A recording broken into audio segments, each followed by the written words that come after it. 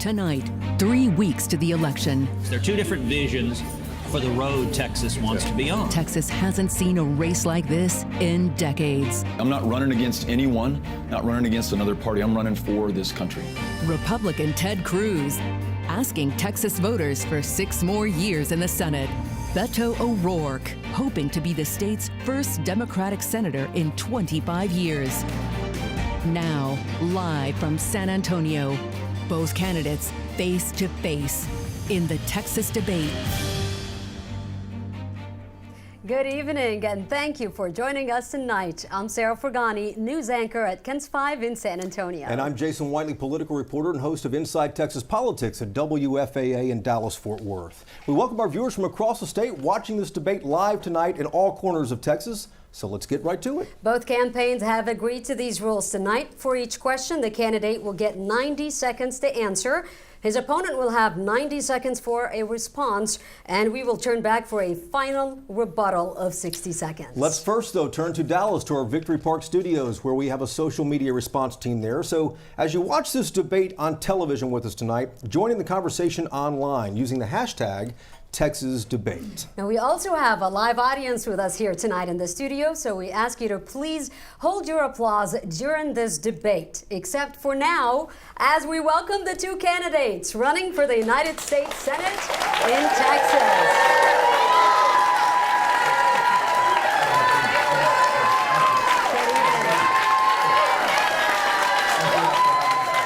Please welcome Ted Cruz and Beto O'Rourke here.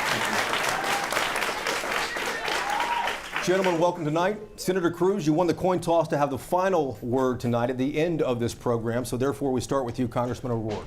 Welcome to you. 21 days away from election, and there's still uncertainty about the security of our ballot boxes. And just yesterday, new cyber attacks again reported on election databases in several states. But misinformation online can be just as dangerous as so many people know. The question is, should Congress enact regulations on social media to protect voters from that misinformation? First, Jason, let me thank you and Sarah for moderating tonight's debate, KENS 5 for hosting us, the people of San Antonio for being here, and the people of Texas for watching this and participating in one of the most important decisions of our lifetimes. Es un honor estar aquí con ustedes otra vez aquí en San Antonio. Yes, the integrity of our ballot box, 242 years into this experiment, the American democracy that is the exception, not the rule in world history, is sacred. And it's essential that we continue to protect it. It's under attack unlike any other time in this nation's past. We know, because the intelligence community has reached a unanimous conclusion on this, that the Russian government sought to undermine our democracy. In fact, President Trump's own administration announced the indictment of 12 Russian nationals who compromised the voter data of more than 500,000 of our fellow Americans. And we know they will attack us again in this election and the next unless we stand up to them now. So yes, let's protect the integrity of our ballot box, which is why I'm a little surprised that Senator Cruz has voted against the funding to protect access to the ballot box and to ensure that your vote goes to the candidate of your choice. And yes, we must also ensure that on social media, where so many of us now have become the product on Twitter, on Facebook, that we are not manipulated and that opinions that we hold are not shaped by those from other countries. So I want to work with my colleagues on both sides of the aisle, work with this administration to make sure that we do that, and every single voter can make an informed decision based on accurate information. Congressman, that is your time. 90-second response, Mr. Cruz. Of course we should do more to protect the integrity of elections. And I'm proud to have supported, number one, funding from the federal government to the states to help secure our elections. But number two, just a week ago, the Senate Judiciary Committee passed legislation that I co-sponsored called the Deter Act that would punish anyone that comes to this country with the purpose of undermining elections. We need to make sure our elections are safe and secure. Now, your question was, should Congress be regulating social media companies and what they allow to be said? I believe in the First Amendment. I don't believe Congress should be in the business of regulating conduct, because I don't think it's government's job to regulate content, rather, online. That being said, I am very concerned, and I know there are millions of Texans who are concerned, about the political bias of big tech, of Facebook and Google, skewing and silencing the voices of those who politically they disagree with. You may remember several months ago, Mark Zuckerberg, the CEO of Facebook, testified before the Senate, and I asked him a series of vigorous questions about the political bias at Facebook. Now, even though Congress shouldn't regulate the content, there are two things we should think about doing. Number one, right now, big tech enjoys an immunity from liability on the assumption that they would be neutral and fair. If they're not going to be neutral and fair, if they're going to be biased, we should repeal the immunity from liability so they should be liable like the rest of us. Number two, the giant tech companies, by any measure, are bigger than AT&T was when it was broken up under the antitrust laws, bigger than Standard Oil, and if they're abusing market powers of monopoly, the antitrust laws should be enforced. Senator, that is your time. Congressman, to be clear, he said that, yes, Congress should enact regulations on social media. Yes or no, in the remaining 60-second rebuttal here for you, yes or no for regulations on social media? Yes, I think we can have thoughtful regulations that ensure that we're making informed decisions based on facts and the truth, and we're not being manipulated by foreign powers. But it's interesting that Ted Cruz invested more than $5 million in Cambridge Analytica, which is the very company that helped to undermine our democracy, to feed false news and false opinions to our fellow Americans, to manipulate the world's greatest democracy. $5 million from Ted Cruz that funded Cambridge Analytica. He voted against supporting and safeguarding the integrity of our ballot box. And our junior senator will not stand up to President Trump, someone who apologizes for Russia, defends that country, Vladimir Putin, the leader of the country that sought to undermine our democracy. He won't stand up against him, and he won't stand up for us to make sure that our elections are free and fair, that your vote goes to the intended candidate. This is beyond party politics. This is getting our democracy back on track, and we need a senator from Texas who will do that. Congressman, that is your time. Senator Cruz, Brett Kavanaugh was sworn in 11 days ago. The U.S. Supreme Court now has 5 justices who have either directly stated or suggested that Roe v. Wade was wrongly decided. Should we prepare for changes to abortion law in this country? Well, listen, I believe that every human life is a gift from God, is a precious gift from God, and it should be protected. It should be protected and cherished. I'm pro-life. And now, the question of what will happen at the Supreme Court on Roe versus Wade or anything else, we'll have to see when cases are decided. Judge Kavanaugh, just like his predecessors, just like Justice Ginsburg, just like Justice Kagan, declined to answer those questions, and that's been the standard at the Supreme Court for many, many years. I would note, though, on the question of life, there is an enormous difference between me and Congressman O'Rourke. On the question of life, Congressman O'Rourke is at the extreme pro-abortion side. So he has repeatedly voted in favor of late-term abortions. He has repeatedly voted in favor of taxpayer funding for abortions. I got to say that's not consistent with the views of the people of Texas. The people of Texas, and I will say especially the Hispanic community, we don't want to see taxpayer-funded Medicaid funding abortions and late-term abortions. I think that's extreme and that's disconnected. And I will note as well, on the question of judges is a massive divide between Congressman O'Rourke and me. I was proud to help lead the effort to confirm Neil Gorsuch to the Supreme Court. I was proud to help lead the effort to confirm Justice Brett Kavanaugh to the court. Congressman O'Rourke would have voted against both of them, and he wants to see, like Hillary Clinton promised to appoint, left-wing judicial activists who impose their own policy preferences from the bench. I don't think that's what the people of Texas want. We want Senator, judges and justices who will follow the Constitution and follow the law. That's your time. Thank you. Congressman, you have 90 seconds for response. Senator Cruz has a very troubling record when it comes to judicial nominations and confirmations.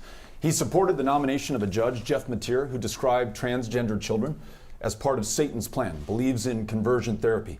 He supported the nomination of a judge, someone to be a judge who'd never tried a case before, another potential judge who could not tell us whether Brown versus the Board of Education was correctly decided.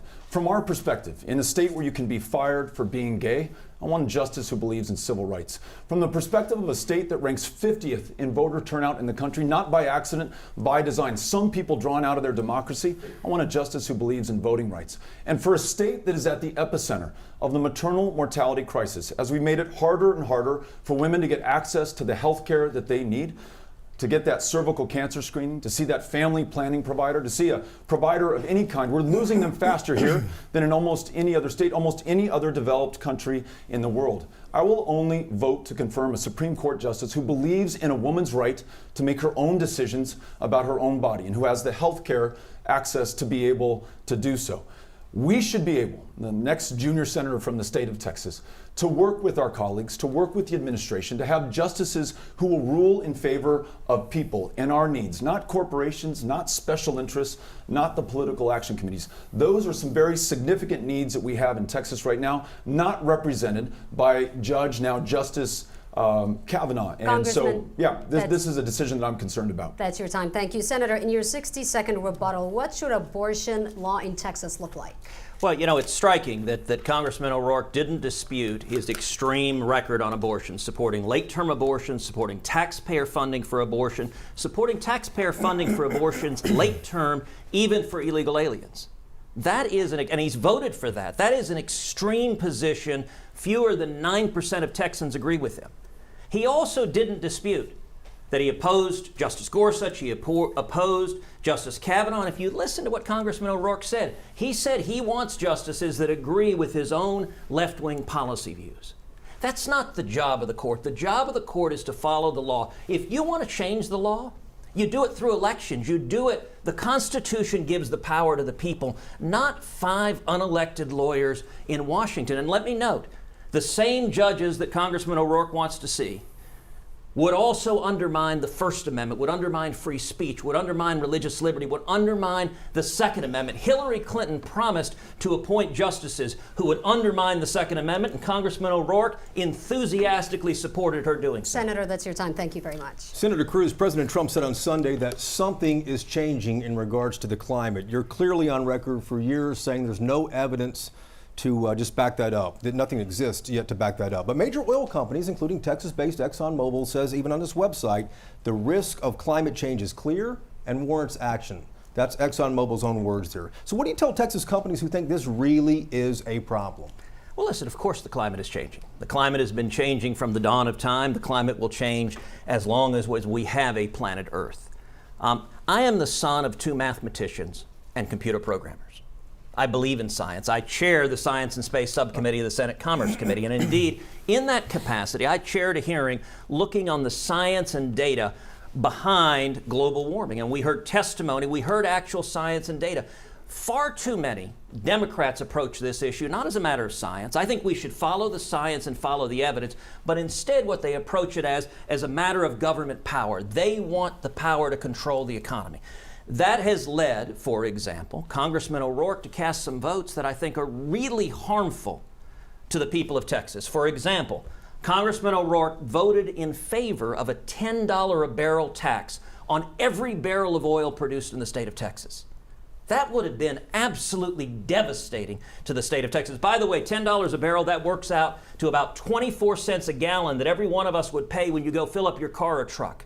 That would hurt the people of Texas. And let me point out, look, a robust energy sector is good for all of Texas. There are millions of jobs that depend on a robust oil and gas sector. And Congressman O'Rourke's record voting against Texas oil and gas, voting against energy, that hurts the economy, it hurts jobs. It's not right for Texas. And let me point out, all of those oil and gas workers, they buy homes, they buy cars and trucks, they get health care, they give to churches and schools. And by the way, the University of Texas and Texas A&M get hundreds of millions of dollars from our energy sector. That's your time, Senator. Let's move on to a 90-second response from Mr. O'Rourke. This is what you can expect over the course of this debate. Senator Cruz is not going to be honest with you. He's going to make up positions and votes that I've never held or have ever taken. He's dishonest. It's why the president called him Lying Ted, and it's why the nickname stuck, because it's true. Look, the climate is changing, and man-made climate change is a fact. 300 years after the Enlightenment, we should be able to listen to the scientists and follow their advice and guidance. And they tell us that we still have time, but the window is closing to get this right. If we're going to make our commitment to the generations that follow and not just think about the next election or our political career or pursuit of the White House, then we can make the right decisions now. We can support Texas being a proud energy leader in oil and in gas, but also in renewable energy. Today, Texas leads the country. We're number 1 in the nation in the generation of renewable wind power. We're number 5 and moving up quick when it comes to solar. The 2 fastest growing jobs in the United States of America today, wind and solar jobs. We can continue to grow this economy. We can reject the false choice between oil and gas and renewable energy. Make sure that we produce and refine and transport and use our energy resources more responsibly. And listen, this isn't one political party saying this. This is people of both parties in every single county in Texas that we've had the chance to listen to people. These are folks who work in the energy industry. Amy and I were in Ira, Texas, listening to those who work in some of these fracking operations. What they want is predictability and consistency in the regulations, and then they will perform to them. Congressman, that's your time. Mr. Cruz, 60-second rebuttal. The question is, does ExxonMobil have it wrong here? Well, it's clear Congressman O'Rourke's pollsters have told him to come out on the attack. So if he wants to insult me and call me a liar, that's fine. But, you know, John Adams famously said, facts are stubborn things. So if you want to see the vote he cast for a $10 a barrel tax on oil, go to our website. It's tedcruz.org. And we will put up the exact text of the vote and a link to Congressman O'Rourke's vote against the people of Texas. Let me say, if you work in energy, if you work in oil and gas, Congressman O'Rourke's record on this is extreme. He didn't just vote for a $10 a barrel tax on oil. He's also voted for aggressive regulations of fracking, aggressive regulations of exporting liquefied natural gas. He's a prominent supporter of President Obama's Paris climate deal, which would have killed thousands of jobs in the state of Texas. That's not good for Texas, and it's an example of, over and over again, Congressman O'Rourke sides with liberal extremists on the national level instead of the people of Texas, instead of jobs of Texas. And by the way, Senator, alternatives are great too. Texas leads in energy across the board. Representative, this question is about immigration policy. We know your position and passion for the Dreamers, and we know that you are adamantly against extending the existing border fence. This question here is specifically about border security. If we don't need a border wall, can you please look at the people of Texas tonight and tell them what we do need? I'd be happy to. And listen, I don't know that there's another person who has a greater stake in this issue than I do. Amy and I are raising Ulysses and Molly and Henry in El Paso, Texas, one half of the largest binational community on the border, the defining border community. We care about our kids' safety. I care about the safety of those that I represent in Congress. I care about the safety of every single person in the state of Texas. El Paso, in fact, is one of, if not the safest cities in the United States of America. It's because we have world-class law enforcement, police and sheriff's deputies, but it's also because we are a city of immigrants. A quarter of those that I represent were born in another country, chose us, came here to this country, and by their very presence made it better. No wall is going to solve legitimate security concerns, but smart policy will. And let me describe one of those to you. Senator John Cornyn and I, though he's a Republican and I'm a Democrat, he's in the Senate and I'm in the House, worked on policy together to invest in our ports of entry. That's where more than 90% of everyone and everything that ever comes into the United States first crosses. Having a better idea of who and what comes into our country demonstrably makes us safer. And at the same time, those customs officers are able to facilitate legitimate trade and travel that's connected to more than 1 million jobs in the state of Texas. As we all know, here, the home of Toyota, trade is the lifeblood of the state of Texas. If we can make our communities more secure, as this bill did, and facilitate more job-growing trade, then we've really figured something out. And I think that John Cornyn and I have been able to do it. Republicans and Democrats working together on an issue that makes Texas better. That's your time. Thank you. Senator, you have 90 seconds to respond. So everyone should notice in his answer that he wanted to talk about trade, he wanted to talk about customs, he wanted to talk about everything except border security. And let me say, there's no race in the country with a starker divide on immigration than this race here in the state of Texas. As for me, I'm incredibly honored to have received the formal endorsement of the National Border Patrol Council, the union of the men and women who risk their lives keeping our nation safe. I will note here at this debate, I'm very pleased we have Brandon Judge and Paul Perez, both from the National Border Patrol Council. The reason they're supporting me is I've led the fight to secure the border, building a wall, using technology, increasing boots on the ground. We can keep our communities safe. Congressman O'Rourke not only opposes a wall, but he has said we have too many fences and walls already on the border. He wants to tear down the ones we have. And I'll note, he brought up El Paso. El Paso is right across from Juarez, one of the most dangerous cities in the world, 3,000 murders last year. There's a wall there. That wall is one of the tools you use to protect us. But let me give you an example of just how extreme Congressman O'Rourke is on immigration.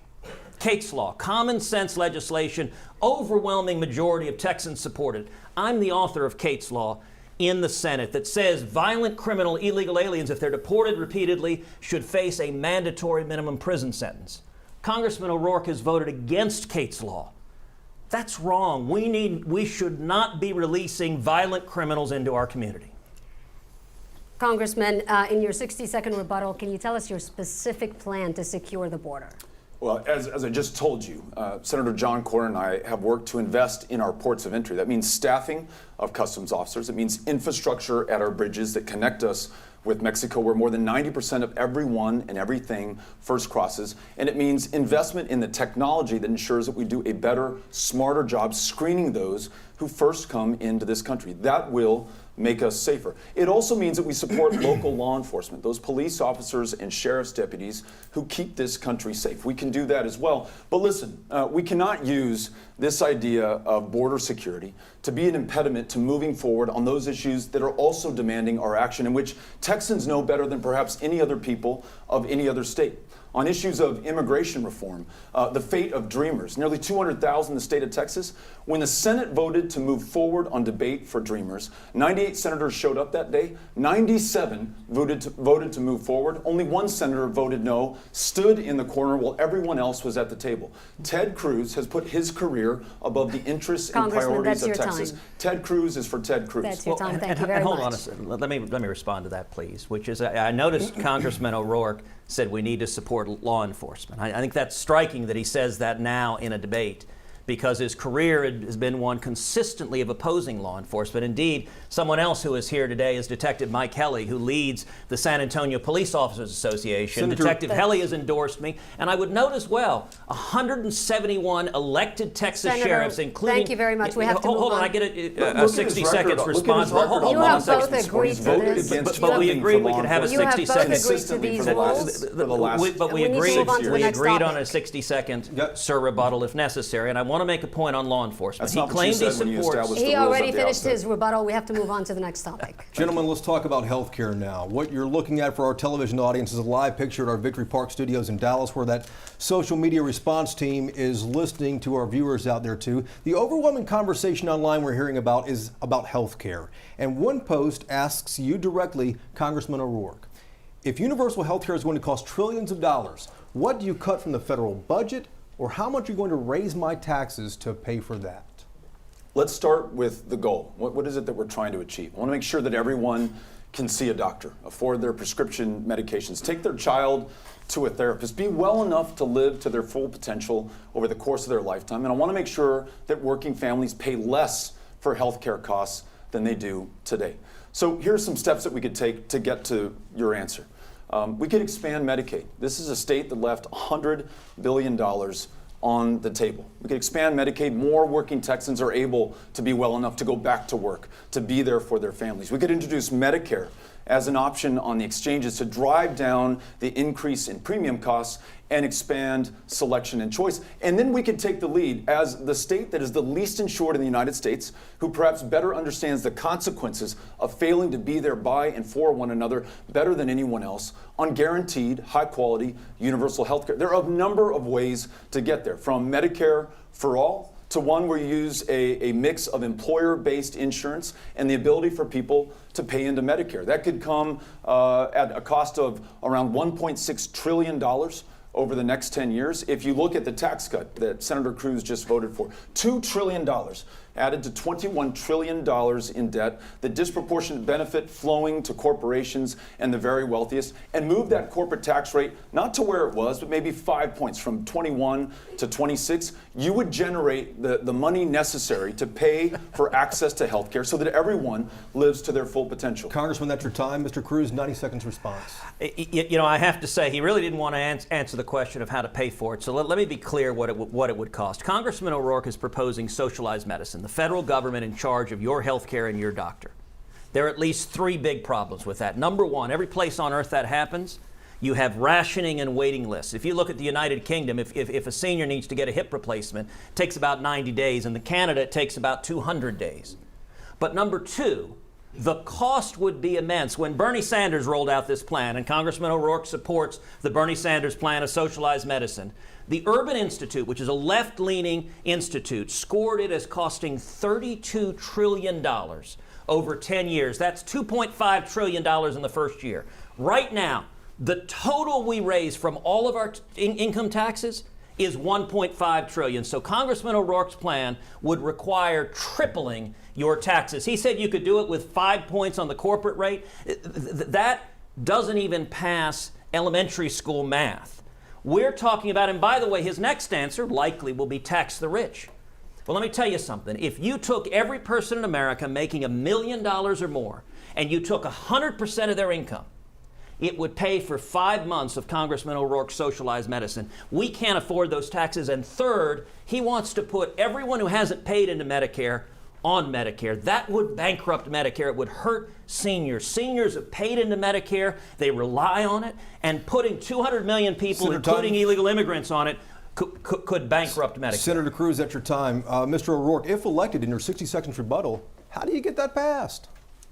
Look, all you've heard from Senator Cruz is what we should be afraid of. It's a campaign based on fear. It's the same person who shut down the government of the United States of America for 16 days, perhaps because he thought too many people had too much health care, has voted to take away health care from millions of American families, and vows to repeal protections for pre-existing conditions. I want people to have more health care. I want people to be well enough to finish their education, to go to school. I want to bring people of Texas together, Republicans and Democrats alike, from all parts of this state, to make sure that we lead on an issue that we understand better than anyone else. In a state where the largest provider of mental health care services is the county jail system, in a state where people are dying of the flu and diabetes, in the wealthiest and most powerful country in the year 2018, surely we can do better. And I've laid out some steps that would allow us to do that, beginning with expanding Medicaid, introducing Medicare as an option on the exchanges, and then describing the goal that we want to get to, and ensuring that Republicans and Democrats alike come to the table to work on that. Congressman, that is your time. Senator Cruz, there's a lot of concern in Texas and all over the country about President Trump increasing the tariffs. Toyota says Tundra trucks produced right here in San Antonio will increase in cost by $3,000 next year because of rising tariffs on auto parts. 2 nights ago on 60 Minutes, President Trump did not rule out increasing tariffs again. So the question is, do you believe tariffs threaten Texas growth? And if so, is it time for the Senate to step in and stop it?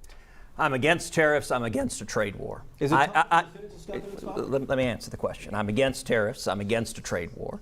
I have made the case repeatedly to President Trump that in trade, we should be expanding our access to foreign markets. We should be expanding the ability of Texas farmers and ranchers and manufacturers and energy to export our goods and services. If we are reducing the barriers, whether it is to Mexico or Canada or China or anywhere else, so we're selling more, that's a good thing. If we're erecting barriers and shutting down trade, that is a bad thing.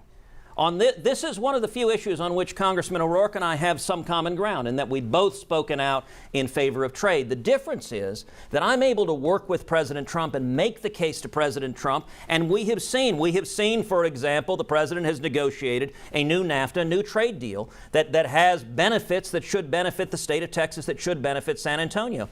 Congressman O'Rourke is not able to work with President Trump, and indeed, Congressman O'Rourke is the only Democratic Senate nominee in the country who has explicitly come out for impeaching President Trump. That is extreme, and it means if Congressman O'Rourke has his way, he mentioned a shutdown. You want to talk about a shutdown, with Congressman O'Rourke leading the way, 2 years of a partisan circus shutting down the federal government in a witch hunt on the president. That's not good for the state of Texas. It's not good for our country. Senator, that is your time. 90 seconds response from you, Mr. O'Rourke. Really interesting to hear you talk about a partisan circus after your last 6 years in the U.S. Senate. Listen, if you have this special relationship with President Trump, then where is the result of that? You are all talk and no action. The tariffs that the president has levied, the trade wars that he has entered this country into, is hurting no state more than it's hurting Texas. Our farmers, our ranchers, our producers, our manufacturers, and our exporters. Right here in San Antonio at the Toyota plant, where Amy and I bought our Tundra and met the folks who made it. Yes, we have problems with other countries around the world. China dumping aluminum and steel, manipulating their currency. And I want to make sure that we stand up to China. But when have we ever gone to war, including a trade war, without any allies? And that's exactly what the president, with Senator Cruz's help, would have us do.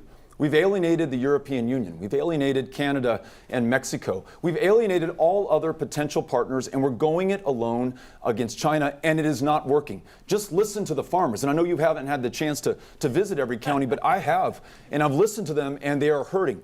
And the anxiety and the uncertainty of not knowing when these trade wars will end, or the certainty of knowing that when those trade wars do end, those buyers in those other countries will find other people from whom to have bought from.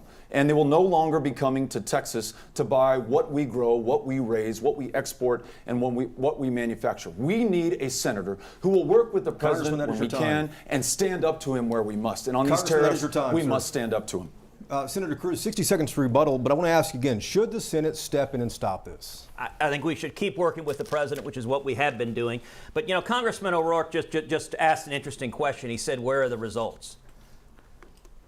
Congressman O'Rourke and I were both elected to Congress on the same day 6 years ago, in November of 2012. We've served exactly the same length of time in Congress. In those 6 years, I have authored and passed 34 separate pieces of legislation, major victories for the American people. But he asked where are the results. I'll point to one front and center, which is the historic tax cut that I spent thousands of hours bringing senators together, getting passed. And he said, where are the results? The state of Texas is booming. We've got right now the lowest unemployment in 49 years. African American unemployment is the lowest that's ever been recorded. Hispanic unemployment is the lowest that's ever been recorded. Youth unemployment is the lowest in 52 years. Texas is seeing the benefits of low taxes and low regulations. And Congressman O'Rourke's position is always, always, always in favor of higher taxes. He said in response to how he pays for socialized medicine, higher taxes, that's not good for Texas. Thank you very much. Representative O'Rourke, you supported $15 billion to help victims of Hurricane Harvey. But 2 weeks after that, you voted against a bill that would have also given them tax relief. What do you tell those victims who are still struggling financially today, 1 year later? I've been with many of those who were affected by Harvey in the immediate aftermath, going to places like Rockport or Port Aransas, Houston, Beaumont, Port Arthur, and continuing to come back again and again to see what we can do to be helpful. I voted for more than $136 billion in aid to support those communities who've been hit by natural disasters, including Harvey.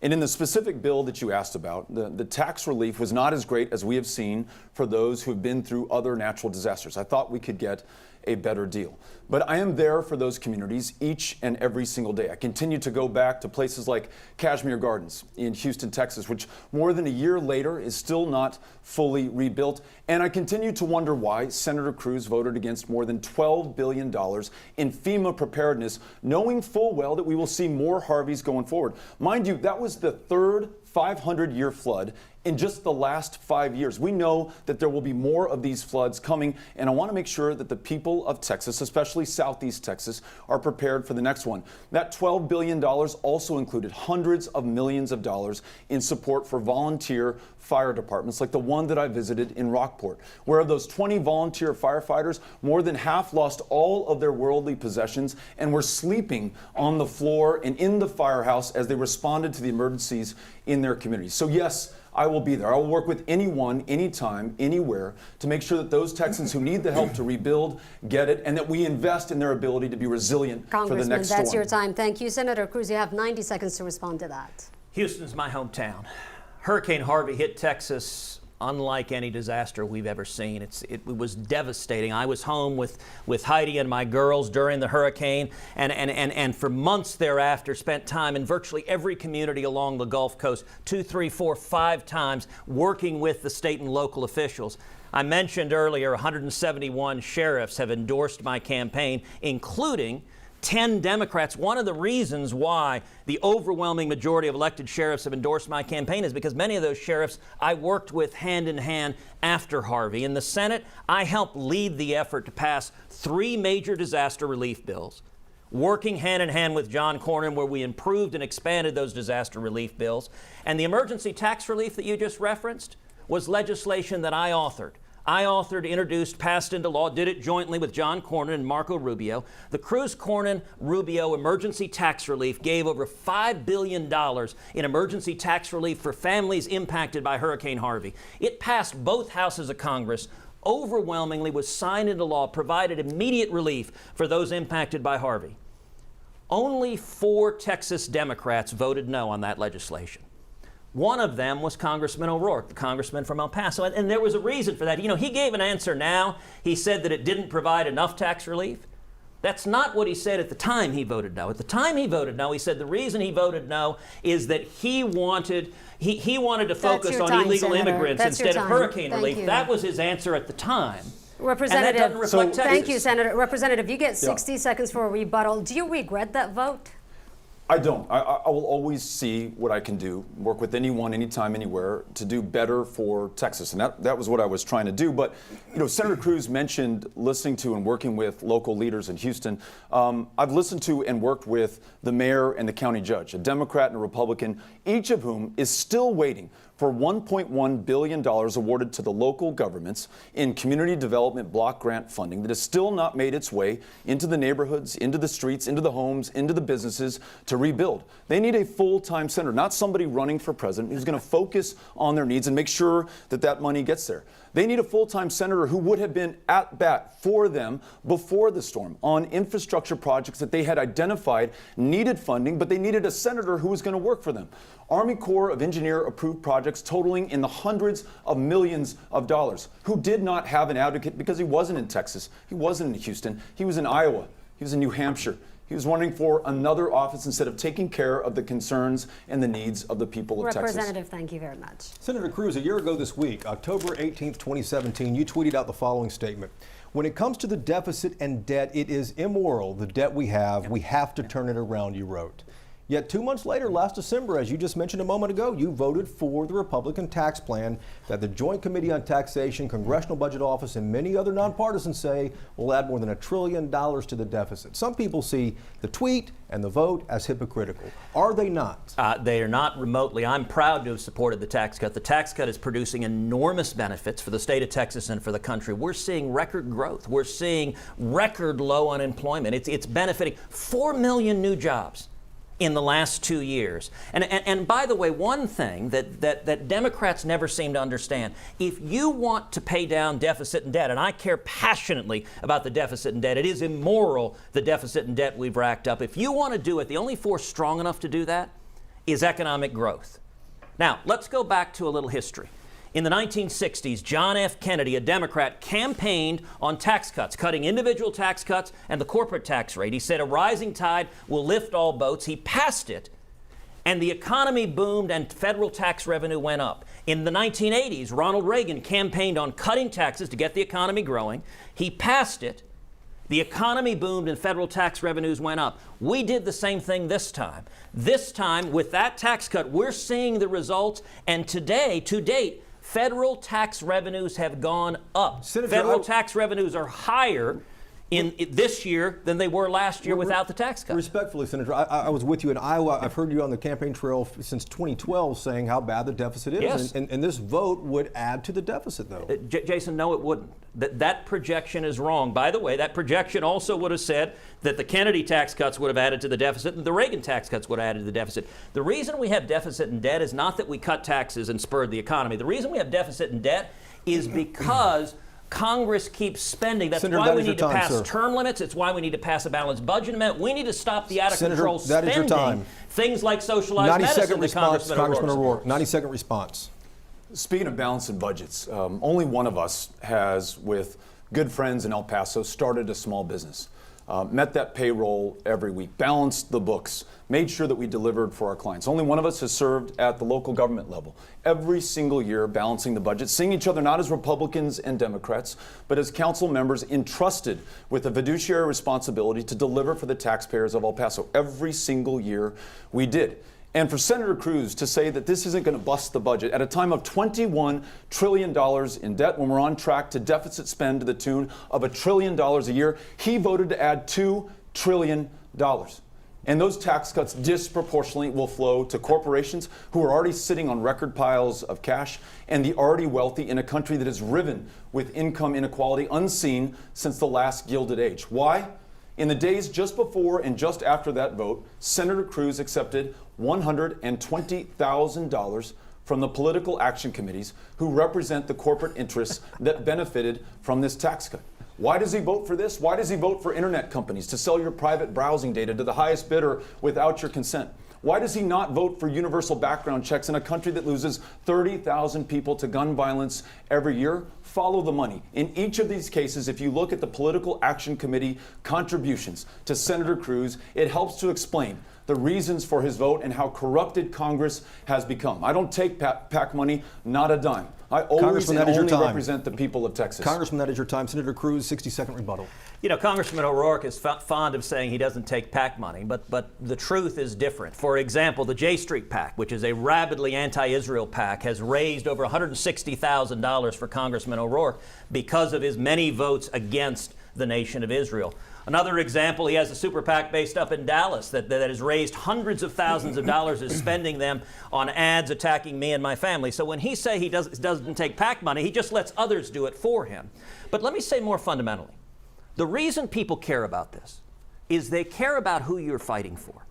Consistently, if you look at Congressman O'Rourke's record, every time there is a choice between left-wing national activists and the people of Texas, he goes with the left-wing national activists and he goes with the left-wing national donors. For example, we were talking earlier about his vote for a $10 a barrel tax on oil. That is a great vote if you're raising money in San Francisco. It's a terrible vote if you actually care about jobs in the state of Texas. Senator, that is your time. We want to keep this debate on track here. Let me ask you the next question, though, Senator. Weber Shandwick did a poll this year with almost 70% of Americans saying civility is a major problem in America. Yeah. And let's talk about the tone of this campaign and what's happened here in the last half hour, 45 minutes. We all watched as activists chased you and your wife Heidi out of the restaurant in D.C. And then, Senator, some say you couldn't even give a political-free compliment to your opponent in the first debate in Dallas. So the question is, what responsibility do you have to bring civility and respect back to the country? Listen, Jason, I think every one of us has a responsibility to bring civility and respect. That's something I've endeavored to do throughout politics, is to focus on substance, to focus on issues, to focus on record.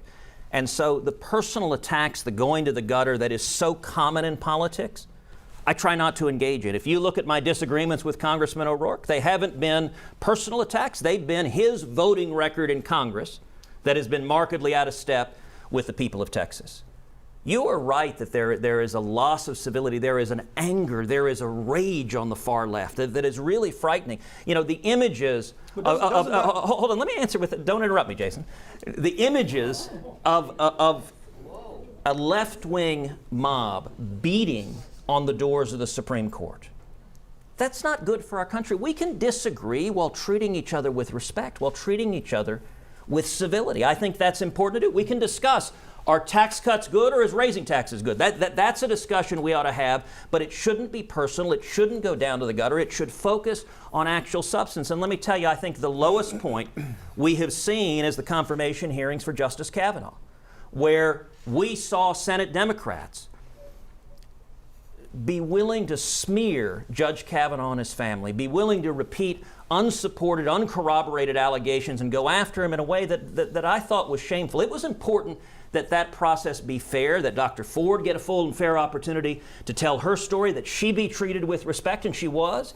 But it was important that he be treated with respect as well, and he was not. Senator, that is your time. Congressman O'Rourke, 90 seconds for a response. Every year, Allegheny College presents an award for civility in American politics. One of the first years, it was awarded to Senator John McCain and Vice President Biden. Another year, it was awarded to the family of the late Justice Antonin Scalia and Justice Ruth Bader Ginsburg. And last year, I was lucky enough, fortunate enough, to receive that award along with Will Hurd. Our ability to travel across the country as a Republican and a Democrat in a car and Facebook live stream the whole thing, but then to get to work in Congress, enjoying one another's legislation to do better for our constituents, regardless of the party differences that might otherwise stand between us, was recognized. It's the same kind of approach that I take to just about everything that I do in Congress, everything that I do in life. When we found out that veterans were unable to access mental health care services, that 500,000 veterans with bad paper discharges were denied the ability to go to the VA, I worked with my colleague from Colorado, Mike Kaufman. Though he's a Republican and I'm a Democrat, we were able to bury the differences, compromise, a four-letter word among some in Washington, D.C., and find a consensus piece of legislation that passed the House of Representatives 435-0, passed the Senate as well, and was signed into law by President Donald J. Trump. Now, President Trump is someone with whom I don't agree on everything. But where we could make things better for those veterans, we did it. We buried the differences, we put them aside, and we put this country's interests before us. That's the kind of leadership that we need from Texas going forward. That's the kind of leadership this country deserves. That is your time. Mr. Cruz, in your 60-second rebuttal, I was going to ask you, doesn't the inflammatory rhetoric just exacerbate the situation? Absolutely. I think we should focus on substance and not inflammatory rhetoric. You know, I will say it was striking, and at this press conference in D.C. about civility, Congressman O'Rourke again repeated his call for impeaching President Trump. That's the very essence of not civility. If we had impeachment next year, we'd see utter chaos. We would see an end to the repeal of the job-killing regulations that's fueling our economic growth. We would see an end to much of the progress we've seen rebuilding our military, making progress on foreign policy. Washington would be consumed by partisan investigations. That's not civility. Let me point out more broadly. It's interesting that Congressman O'Rourke points to a bill that another congressman wrote that he was a co-sponsor of. There's a reason for that. Have you noticed in his campaign, have you noticed in this debate, he doesn't talk about what he has accomplished in Congress because he has scored political points rather than accomplishing victories for the people of Texas. We've already talked about emergency tax relief in the wake of Harvey that I authored, passed into law. That was bipartisan. We had Democrats and Senator, Republicans. That was good for Texas. That is your time, Senator. Gentlemen, you know, when it comes to the Me Too movement, the president said it is a very scary time for young men. Congressman, you're raising sons. What do you tell them? I'm raising two sons and a daughter, and I tell each of them that it's critically important that they are treated with respect and that they demand that from everyone in their life and that they treat one another and everyone in their life with respect. I'm very grateful for the leadership that we have seen across this country in positions of public trust in Congress, in people at the neighborhood level, meeting the challenge of this moment. Congress members like Jackie Spear from California, who authored legislation that I co-sponsored that ensures that members of Congress are held to a higher standard, that there's true transparency in their conduct, and there's not the ability to cover up, and there's the important training to make sure that everyone in their offices, in their lives, is treated with the respect and the dignity that they deserve. I also support the Violence Against Women's Act that makes sure that we have the resources and the training and the funding to protect the lives of the women in our lives and in this state and throughout this country. Inexplicably, or maybe he'll have an explanation, Senator Cruz voted against the Violence Against Women's Act. We have to make sure that we're more than just talk. We have to have actions that follow this up. We've got to make sure that, for example, when we're talking about women, we're talking about equal pay for equal work. When we're talking about women, we talk about ensuring that they can make their own decisions about their own bodies and have access to the health care that allows them to do that. It means that our rhetoric has to be followed up by our actions. And in Senator Cruz, we don't have that today. Congressman, thank you. In response, Senator, what do you tell your daughters? I think the Me Too movement has done an incredible amount of good for our country. Sexual assault is wrong, sexual harassment is wrong, and we've seen in recent months powerful men in Hollywood, powerful men in politics, powerful men in journalism, powerful men in business called to account for abominable behavior. I believe everyone, women and men, girls and boys, need to be protected, need to be treated with dignity. And as you noted, I am the father of two girls. I want their rights to be protected. I want them to be valued. I'm also the son of my mom, who graduated from Rice in 1956, went to work at Shell as a computer programmer. She was a professional woman in the 1950s, faced a very difficult climate. My wife, Heidi, my best friend in the world, works in the financial sector. Again, always a difficult climate. We need to protect everyone's rights. And let me tell you, when it comes to stopping sexual assault and when it comes to dealing with those who commit them, before I was in the Senate, I was the Solicitor General of Texas, the chief lawyer for the state in front of the U.S. Supreme Court.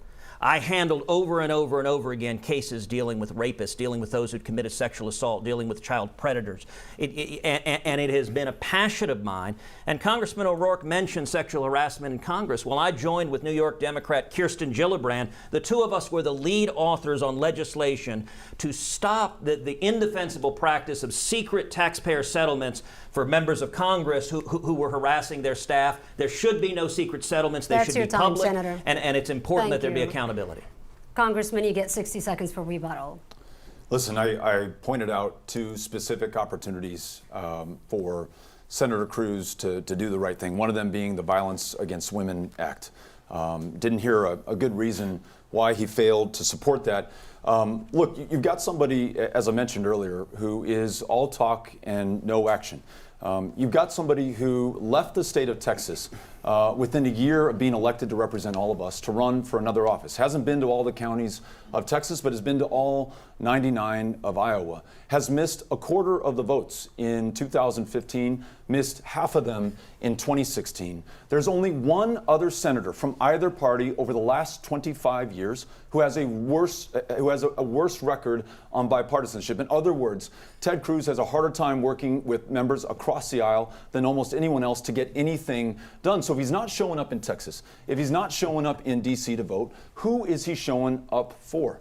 I want to make sure that whether it is women and the issue that you just asked about now or any other priority that we have as a state, we have a senator who shows up every single day for every single one of us. That's your time. Thank you. Let's move on to something different here, too. We have 60 seconds for each of you. We want you to tell us something you've done in the last year that has nothing to do with politics that will give Texans insight to who you are as a person. Senator Cruz, you first.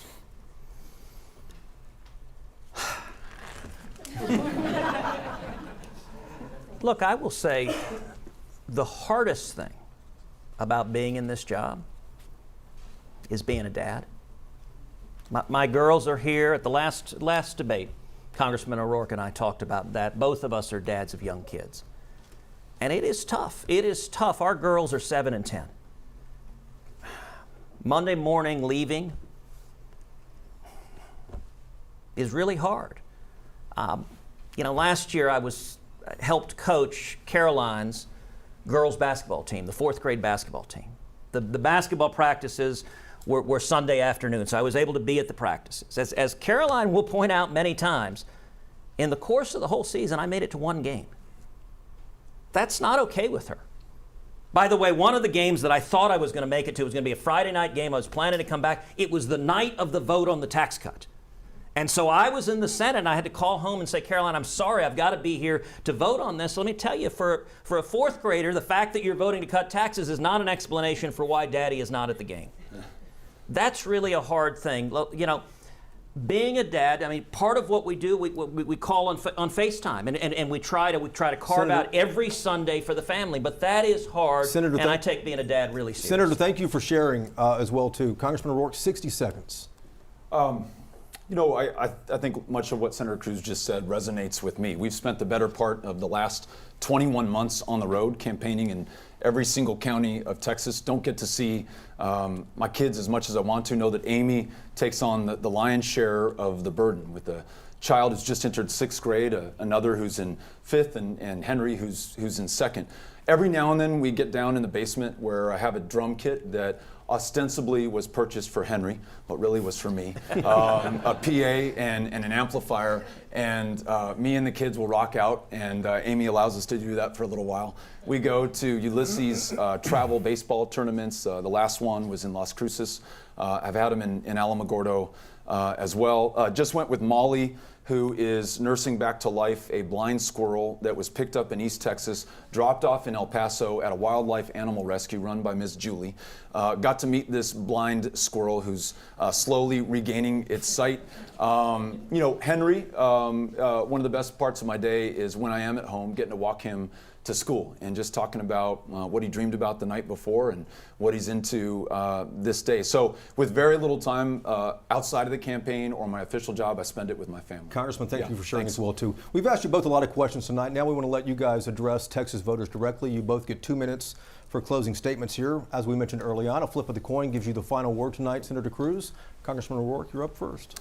Listen, I just want to thank you each for moderating this debate, everyone who has been here to witness it, and all those who made this campaign in the election of our lifetime possible. I was talking to Amy tonight about this moment that stayed with me after I first met Secretary of Defense Jim Mattis. He's meeting with members of the Armed Services Committee, and he reminded us that the United States historically has enjoyed two principal powers that distinguish us from the rest of the world. One is the power of intimidation, to field the most awesome military force the world has ever known. The other, and he thought maybe the greater power, is the power of inspiration, to continue to be the indispensable nation that lives up to the promise and the potential of our founders, a nation that not just Americans look up to, but the world looks up to. And whether we will remain the inspiration of the world is an open question right now.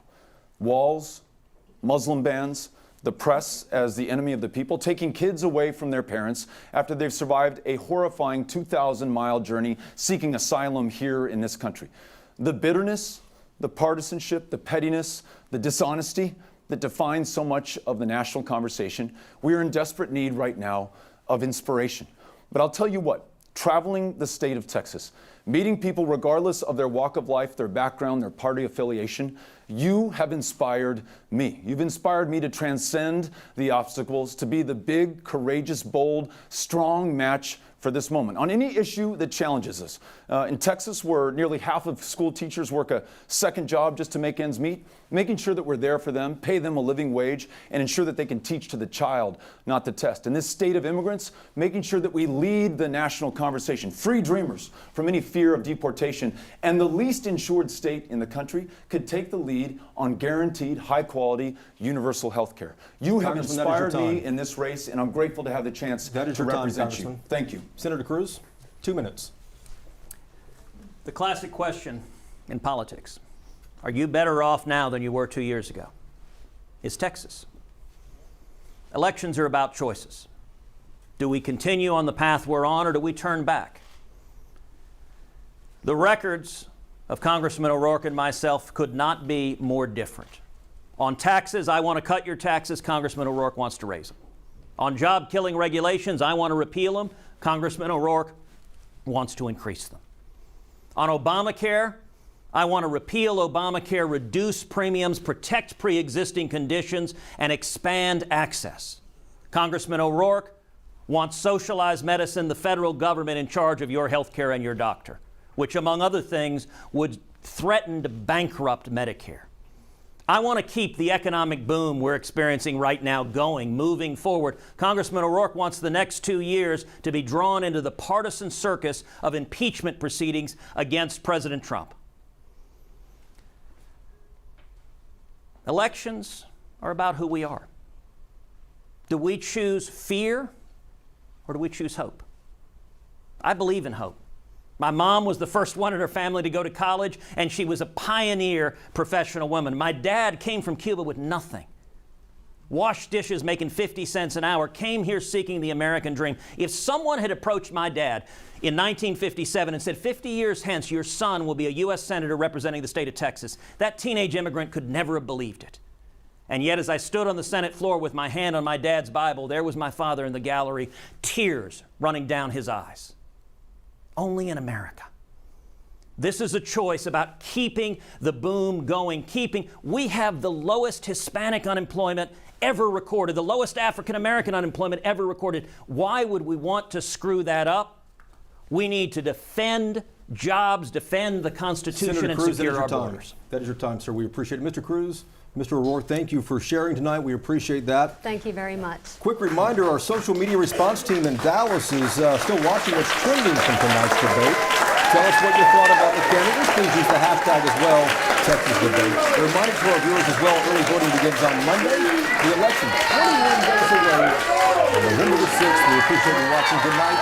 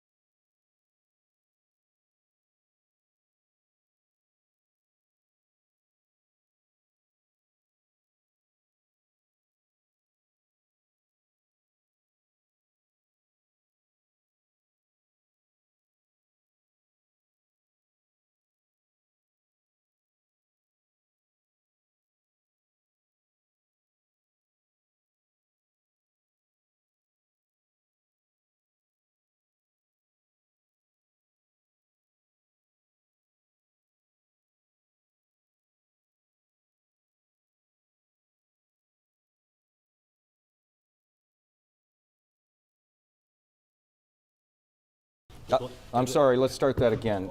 Bud, Okay, good. give me your takeaways there. Yeah. Some people couldn't hear you there. Thank you. Ted Cruz, of course, was very passionate. Beto O'Rourke this time came out on the attack, which a lot of his supporters wanted him to. However, sometimes he didn't seem very passionate about it. He still seemed like he was a little bit reluctant in his criticism. He was a little bit stiff about it. Cruz was very wrapped up in what he was saying. Then you saw the ending. You saw the big sweeping conclusion, the vision that Beto O'Rourke gave, and that contrasted with Ted Cruz saying, "Keep the good times rolling." Now, can we real quick, I don't know if we can pull it up in the control room right now, that moment that you were talking about where we saw the punch and the counter punch, with O'Rourke coming out with a sort of a different feel than he did in that first debate, and then Cruz immediately answering that. Let's see if we can play that interchange here real quick. This is what you can expect over the course of this debate. Senator Cruz is not going to be honest with you. He's going to make up positions and votes that I've never held or have ever taken. He's dishonest. It's why the president called him Lying Ted, and it's why the nickname stuck, because it's true. Well, it's clear Congressman O'Rourke's pollsters have told him to come out on the attack. So if he wants to insult me and call me a liar, that's fine. Okay, so that but, would, John Adams I would say that had to be the sharpest moments of the debate there. Do you think that it scored points for either guy? Well, and what was interesting about this was that Ted Cruz turned Beto O'Rourke's tool against him in the first debate. Beto O'Rourke often sounded like he was part of the audience, saying, there you go again, and things like that. This time it was Cruz being self-analytical, saying it sounds like Beto O'Rourke's pollsters told him to go on the attack. Later, he kept telling the audience what it seemed like Beto O'Rourke was trying to do, along with debating. He was using Beto's tool against him. Did one of them have to come out a little stronger this time, do you think? I mean, we're down to 2 debates here between these two. Did one of them have to come out tonight a little bit stronger, or did one of them have to come out a little bit softer? There was a lot of concern about O'Rourke that he had not made the sale on why Texans should fire the incumbent senator. A lot of younger voters didn't want him to come out attacking Cruz. They want him to run a different kind of campaign. But a lot of older voters say, if you don't seem like you'll fight for us, we're not going to vote for you. And so a lot of the older voters kind of got their way in this debate. Boy, it's a real tightrope to walk, isn't it? It's tough to please everybody, but the older voters are usually the ones who turn out. They show up. Bud, I'll let you get back into the computer there. We're going to get back to you here in just a few. Want to introduce you to our other panel over here. By the way, we are expecting at any moment to be able to go back to San Antonio to speak with the 2 debate moderators tonight, our own Jason Whiteley as well as Sarah Forgani. As soon as we get them, we want to pick their brains just about some of the sort of behind-the-scenes stuff. But we'd like to introduce you to our panel here, and I'm going to go left to right in the back row and then the front row just to get everybody introduced here. We have Matt Engel, top left there, Democratic strategist and director of the Lone Star Project. Next to him, we have Jacob Jones, a voter who considers himself independent, and we're going to get to some of his interesting thoughts here, as well as Rania Batrice in the top right up there. She is firmly in the Beto camp here. Down on the bottom here, we have our Republican representative, Wade Emmert, the former chairman of the Dallas County Republican Party. Next to him, we have Lisa Grimaldi Abdul Karim, who is all about Senator Cruz, and she solidified that even more tonight, I think, if it was possible. And then next to her, we have Jesse Taylor, also very much for Senator Cruz here. So let's just start down here on the bottom. Wade, did your man come out tonight and do what he needed to do? Did Senator Cruz deliver? So what fascinates me is the strategy involved. It was clear that Beto felt like he had to come out and attack, and that's probably because the polling of the past week or so has not been favorable to him, down by as much as 9 points. So he felt like he had to swing for the fences and win big. I don't think he did it. He had some good moments, but I also thought Ted Cruz appropriately countered some of those moments and had some home runs himself. So to overcome those polls, then, did Beto O'Rourke need to come out even more aggressive than what we saw tonight? I think he had to come out smarter, I thought he had some good moments, but I thought overall Ted Cruz had a very good showing, and when you balance the two, there was not a huge win for Beto. Rania, I saw you up there going up to the top right here. I saw you back there taking a lot of notes during the debate, and I really saw an expression, and I'll ask you which note stands out to you the most, but I really saw an expression when Senator Cruz was talking, and he talked about the fact that he's tried to stay away from personal attacks in this campaign, and I just saw you sort of throw your head back. What are your thoughts tonight after what you saw for the past hour? It would be funny if it weren't so absurd. I don't even want to repeat the ads because they are such blatant lies, and I don't want to repeat the lies on air or on camera or anything because that doesn't help anything. But it's just very, very interesting to me that he can say with a straight face that he stayed away from the criticisms and the attacks and this positive and whatever terminology he used. When anyone, I feel like, who's seen a lot of his attack ads can pinpoint all the different inaccuracies and falsehoods that are out there. Well, let's skip up front to Jesse here. Jesse, you're an interesting case study because for a lot of your life you didn't necessarily vote reliably Republican. You were telling me you made the switch about 4 or 5 years ago. You did elect Senator Cruz for his first term, and you feel like he did a pretty phenomenal job tonight. How have you felt about his first term? I'm pleased with his first term. And when it comes to Beto, I get it, especially coming from my community. Beto comes off like a Sunday Baptist preacher. He has that feel good, says what you want to hear, but once you put your money in the plate and walk out the door, what do you get? So that's where I'm at with Beto. But I'm all for Cruz, and especially when it comes to securing our borders. I mean, when illegals come here, what community are they coming into? I'm pretty sure they're not moving into Senator Beto community. They're moving into communities that look like me. So I'm all about Cruz. You mentioned that Beto O'Rourke is a smooth talker. He's a smooth talker. Did he say anything tonight that you thought, that sounds pretty good to me? Nothing that I haven't heard prior. Like I said, you put your money in the plate, what do you get after you walk out the door? So that's where I stand. I got to go next to you to Lisa here. Lisa, Jesse's saying that Congressman O'Rourke is a smooth talker and says some things that sound really good. I get the sense from you that nothing he says sounds very good. No, I'm not buying it, and I believe that's why Cruz is debating Beto right now. Cruz is the polls. The last 5 polls that have come out in the last 2 weeks have Senator Cruz over 50%. The numbers are there. I believe Cruz has it. I believe what Cruz is doing is trying to expose Beto for who he is. He is a smooth talker, touchy-feely, everything's going to be good, but when it boils down to it, who's going to pay for that? Who's going to pay for that? It's great to think. That's what you were thinking tonight. That's exactly what I was thinking. Who's going to pay for all this health care for everybody? My husband came over here as a refugee, but he came over here the right way and became a U.S. citizen. And I believe everybody should do that. Let's go to the back here. Jacob, as I spoke about when we introduced everybody, you're sort of an interesting one as well because you generally lean independent. You were telling me that with fiscal policy anyway, you tend to agree with a lot of the things that Senator Cruz agrees with, but you were telling me you've been steadily leaning more toward O'Rourke.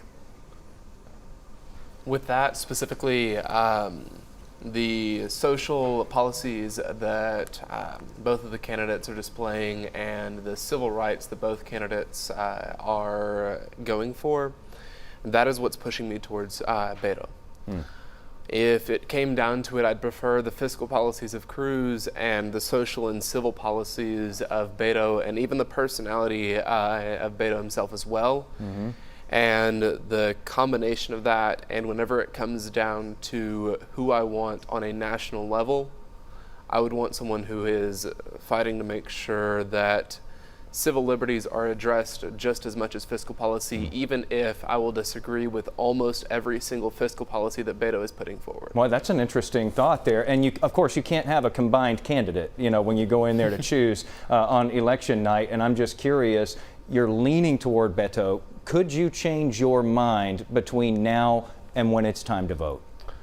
The thing that would make me change my mind is if Cruz renounced some of his positions on same-sex marriage, if he pushed for more civil liberties instead of his current positions and going by his current voting record, if he pushed more for civil liberties, if he pushed more to take back his policies on same-sex marriage, that would largely push me into the Cruz, into the pool of people voting for Cruz. So what I'm hearing here is that you're voting for Beto then when it comes time to cast that ballot, because that is a tall order that's probably not going to happen. Let's talk with Matt Engel now from the Lone Star Project. Matt, we were hearing over here from Bud saying that basically O'Rourke needed to come out tonight, swinging perhaps more so than in the first debate, at least among some voters who want to see that aggression in him, maybe the older voters. But he made a good point that the younger voters want him to continue running this different kind of campaign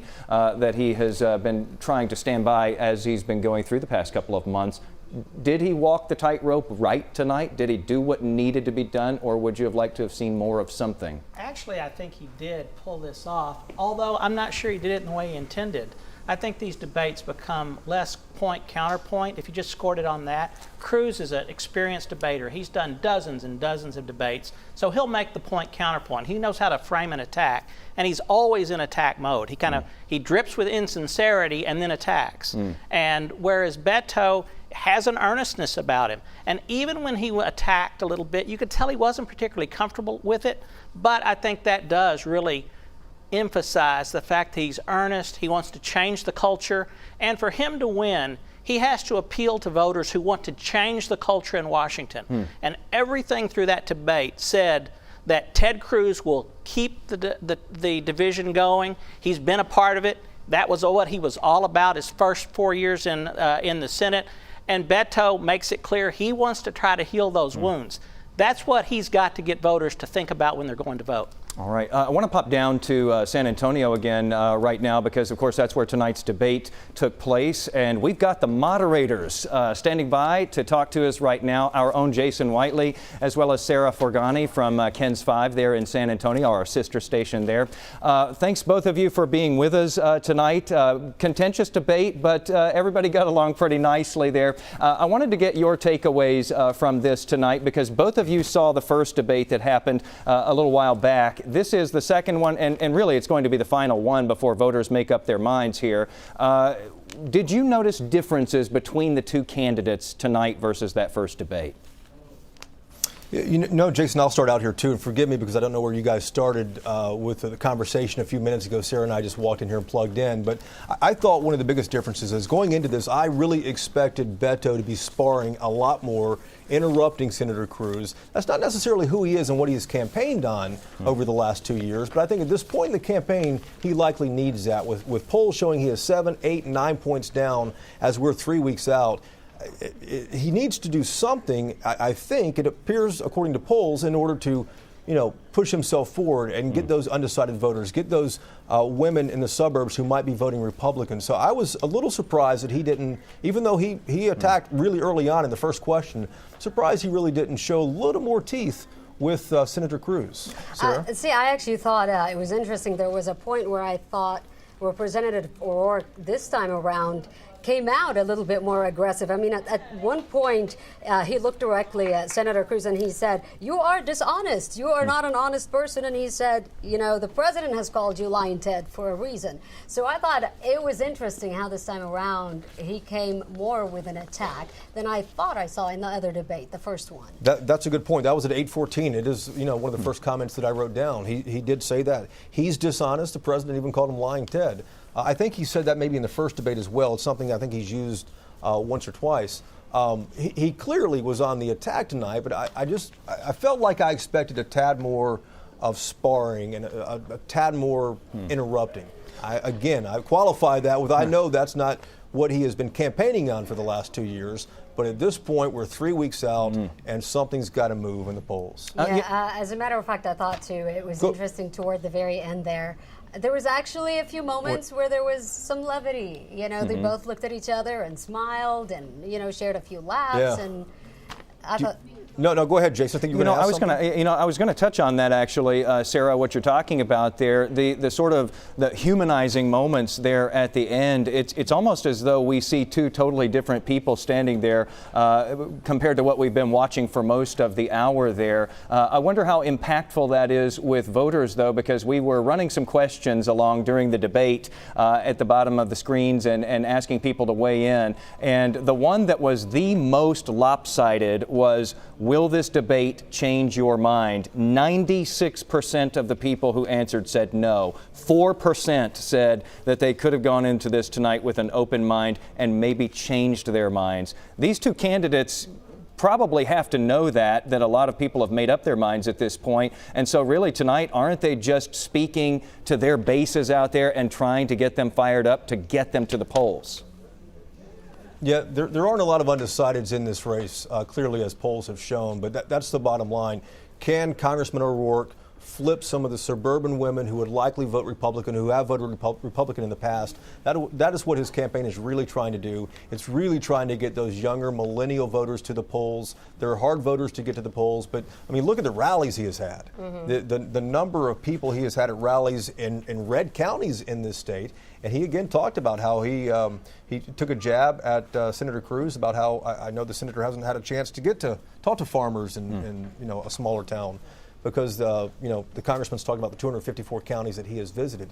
Some interesting moments, and as you were about to mention too, the genuine moment tonight I thought was Senator Cruz. He had it when we asked the question about forget politics, tell us something about you in the last year. And he paused for a moment. And he got emotional, actually. He did. He kind of softened up quite a bit. I mean, we went the whole debate, and he was just, fired up one question after the next. And then we get to that, and you could see he just pauses and then softens up. And it's interesting because there was, I was just reading a Quinnipiac poll, I believe, survey said that a lot of women tend to lean toward O'Rourke, and a lot of the men are leaning toward Cruz. Right. So I wonder if this sort of plays in his favor when he just kind of, stepped back for a minute and really showed us that he's just a man. He's the father, to daughters, and he just wants to be part of their family, a family man. Listen, Jason, I've talked to these guys quite a bit. It's hard to throw them off, both of them. These guys are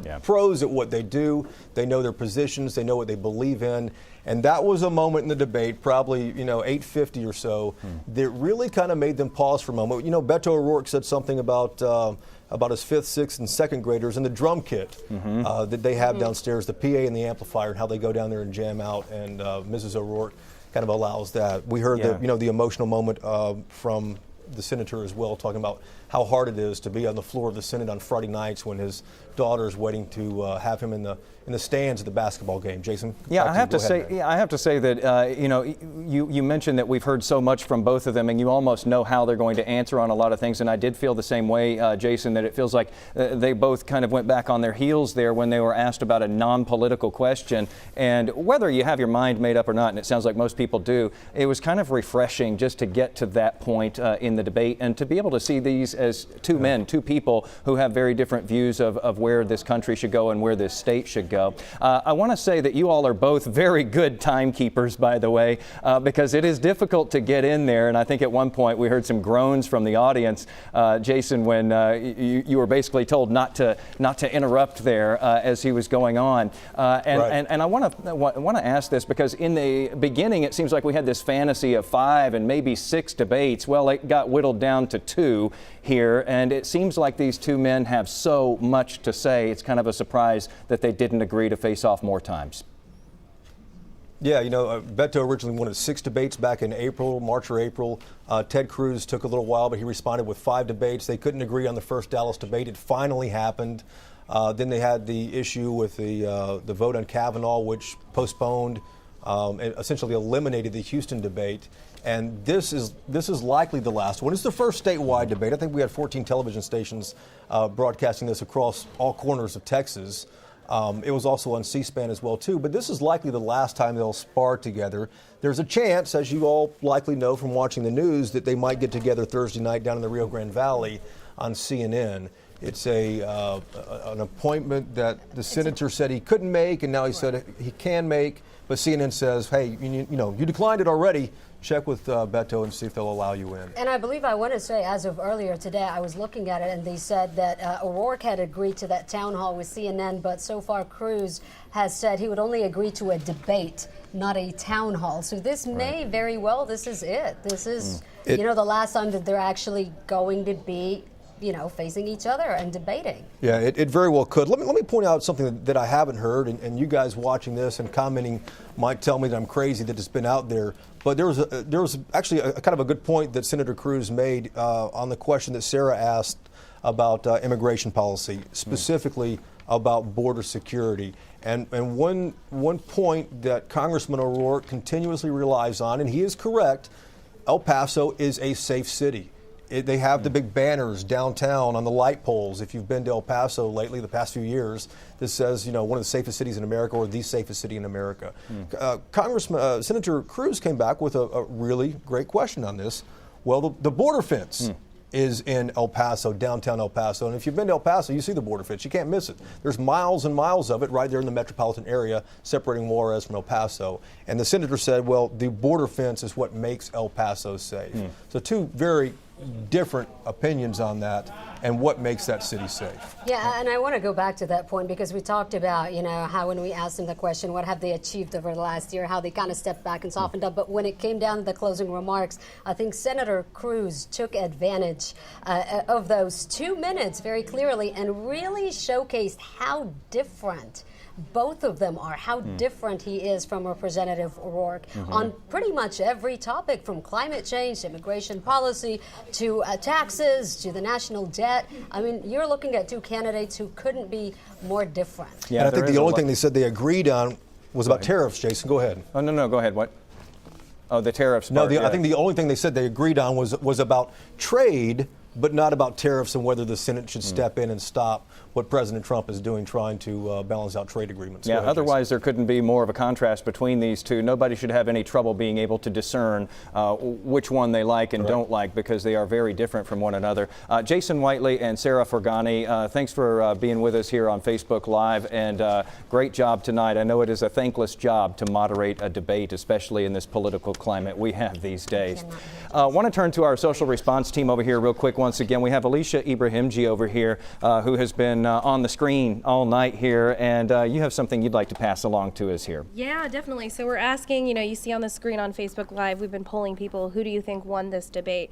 It's important that we keep in mind that every social media space has a different type of audience, right? So on the screen right now in our live stream, you see 73%, they've said, Beto clearly won this one. 27% said Cruz clearly won this one. But in the comment section of this Facebook Live that we have going, we've got, 745 people of you are in that Facebook Live. It's been really conflicted, back and forth.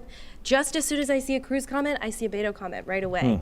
But yet the vote isn't showing that here. But, again, we do have to qualify. It's never scientific when you're just taking a quick poll on social media. It just happens to be who's going to take the time and click one or the other. Right. So I tweeted this out as well. We've retweeted this on the main account. Okay. Similar numbers here. So it's kind of backed up. You were mentioning platforms can be different. This is on Twitter now. Exactly. So I think that's really important to know, that different platforms, different audiences, but still similar numbers here. 70% saying Beto clearly took the cake on this one. 30% said they think that Cruz did. And that's 826 of you on Twitter voting. I will say this, though. It's been interesting. I'm sure even after we finish this, we're still all going to be attached to our screens, right? There's so many things that people are saying on the various topics that were discussed. The conversation is going to continue, of course, but there's been no shortage of participation. I do want to emphasize that. It's been really incredible to see the amount of people commenting and really just sort of sharing the conversation. So it's been positive. Thank you, Alicia. We wonder about that participation when we talk about people getting on social media and making their voices heard there. Does that translate over, though, over the next couple of weeks when we get into early voting, and then when we get to Election Day, of course? Do people show up at the polls? And that's what this is really all about, isn't it? Mobilizing those voters.